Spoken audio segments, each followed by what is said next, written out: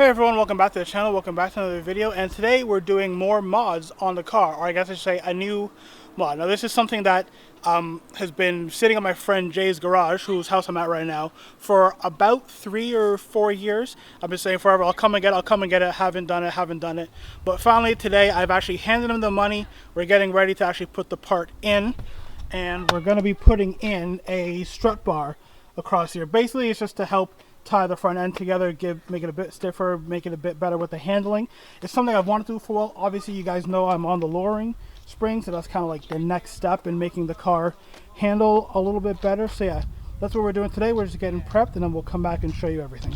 Alright guys, so we've already just broken the bolts loose, so now Jace is going to go ahead and use the ratchet to obviously take them off. Again, it's a pretty quick and easy install. Obviously, you don't have to jack the car up or anything. You basically just remove the tops of the bolts, and then the strut bar kind of sits on there, and you put the bolts back in using all the OEM bits. So it's fairly easy that way. Try not to drop it in your engine bay.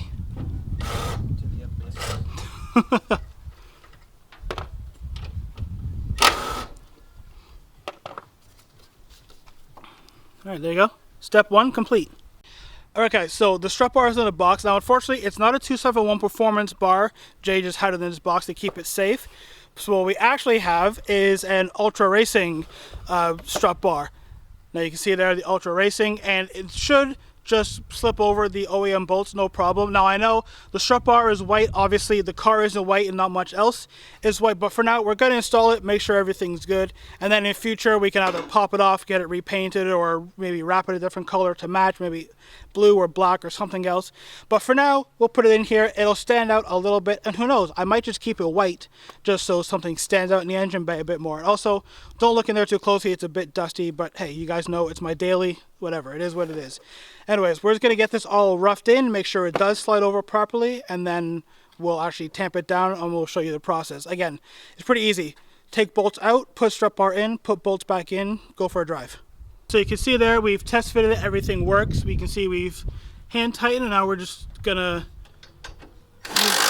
use the ratchet, the drill there to put them on. And then afterwards we'll torque it down, and the torque, I believe, is about 45 pounds. I'll confirm and I'll put the number up on the screen here somewhere. There you go. It's pretty much all that simple. And you can see there we've zip tied the fuel line kind of down together just so that it eliminates any sort of rubbing, and obviously the last thing you want is a fuel line to rub and go boom. So there we go. This isn't going anywhere, and I'm actually excited to go for a drive around here and just see how much stiffer, how much different the front end feels now. So we did double check, and it's 46 pounds that you got to torque it down to. So we got the fancy torque wrench here, which is you can preset, and then when you hear the nice click,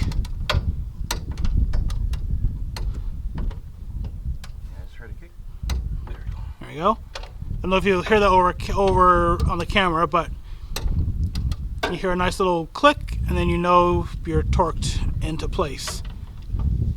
At least you hope so. You hope nothing goes flying as you hit a turn. Alright, there we go.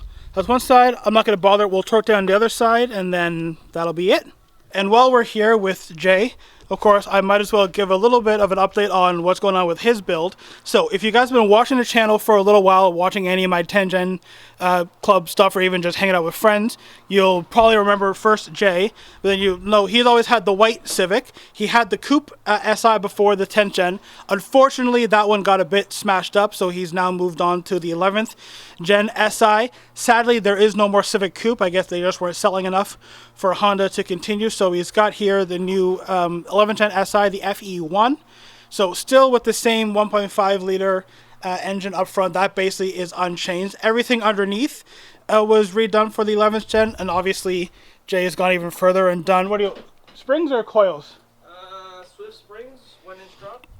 Yeah, so Jay's gone and lowered it, got some new wheels on there. Obviously the engine bay is a little bit dressed up. He's got the strut bar as well, which his blends in being black on the white car. Of course I've got the white one now. But yeah, and obviously, like when you see the cars back to back, obviously this is an SI, but they're both Civic coupes, 10th gen, 11th gen. You can see just how much the design has changed. Still the same basic chassis, but you can see where the 10th gen was kind of like a bit more aggressive with the angles and stuff. The 11th gen is a bit more rounded, a bit more subtle, but yeah, really cool. You can see it's got some of the interior upgrades. The red is standard in the SI, right?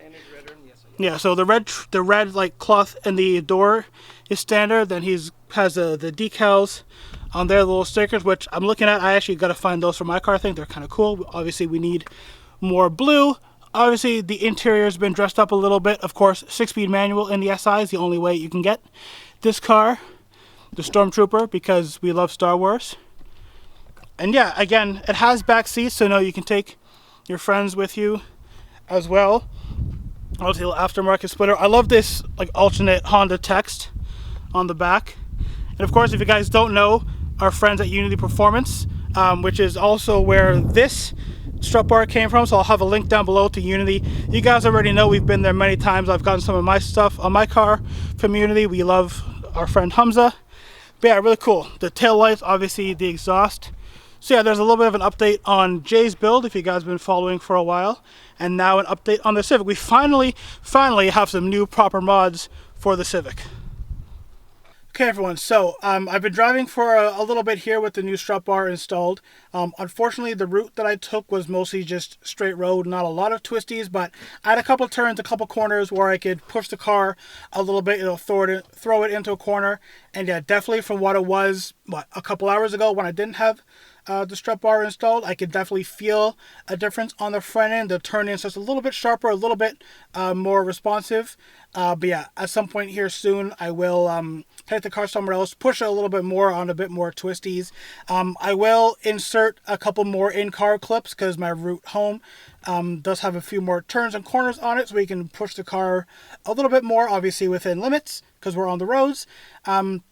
But yeah, I've just arrived here at my friend Keith's shop. We're going to shoot a video for the Model Car channel, so go check that out as well after this video. Again, big thanks to my friend Jay for holding on to the strut bar for about 4 years now, and then doing the install, getting the little video guide for everyone here.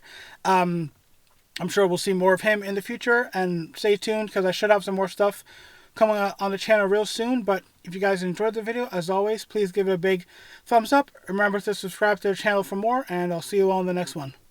Bye. Alright guys, so back in the car, headed home, and as I said, we have a few more twisties on the way home than we did previously when I just installed the strut bar. So again, obviously we're on public roads. I can't push it too hard to sort of really feel the effects of the bar, but I'll let this Prius go ahead of us.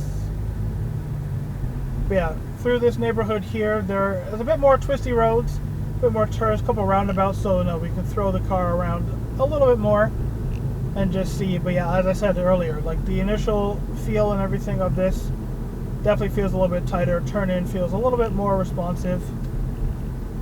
But I'll just, when we get to the twist, I'll shut up a little bit and I'll just kind of let the car do the talking. And we'll push it a little bit through here and I'll just shut up and let the car do the talking.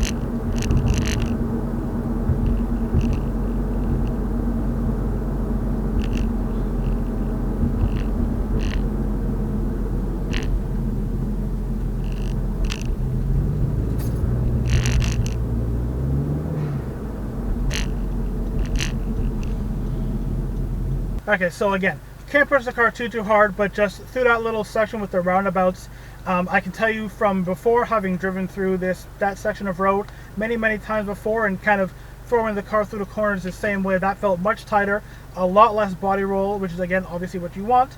But yeah, again, I'll make another video at some point here in the near future of actually properly throwing this around some turns, not so much a track day, but we'll go to a road that's a bit twisted that we can go a little bit quicker on and throw it through. But yeah, it's never going to come across on camera how well something works with like something so physical on a car versus actually feeling it.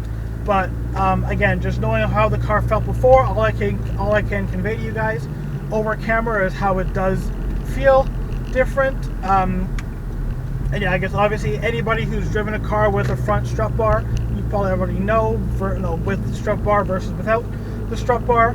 But yeah, there's just a few more clips, a bit more of the driving dynamics, and until the next video when we can push the car a little more, that's pretty much going to be it for right now.